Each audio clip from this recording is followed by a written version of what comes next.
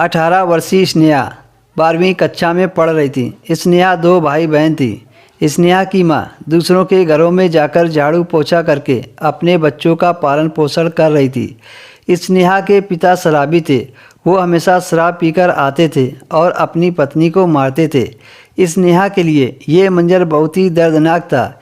स्नेहा की मां जो भी पैसा कमाकर लाती थी तो स्नेहा के पापा शराब पीने के लिए छीन लेते थे और पैसों की तंगी की वजह से स्नेहा ने अपनी पढ़ाई बीच में ही छोड़ दी।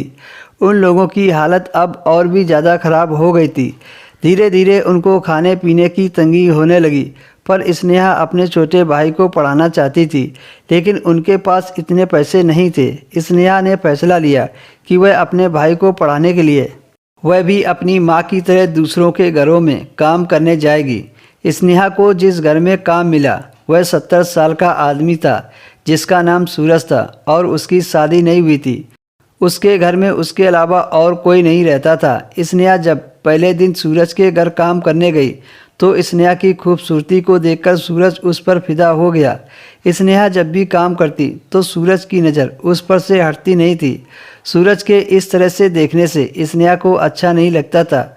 सूरज के मन में स्नेहा को हासिल करने की ललक पैदा हो गई। एक दिन स्नेहा जब किचन में खाना बना रही थी तभी अचानक सूरज पीछे से आया और उसने स्नेहा को अपनी बाहों में भर लिया। सूरज को ऐसा करते देख स्नेहा घबरा गई और उसे दूर धकेल दिया, लेकिन सूरज उसके शरीर को अजीब तरीके से छूने लगा। स्नेहा कैसे भी करके वहाँ से भाग गई और अपने घर चली आई। घर आने के बाद स्नेहा दुखी होकर बैठ गई। वह यह बात बताती तो किससे। घर में अपने छोटे भाई को देखकर उसका दिल पसीज गया और उसने फैसला किया कि अब वह किसी दूसरे के घर में काम करने जाएगी। दूसरे दिन स्नेहा किसी दूसरे के घर में काम करने गई। जब स्नेहा काम करके वापस आई तो उसने देखा कि उसके घर के बाहर एक बड़ी सी गाड़ी खड़ी थी।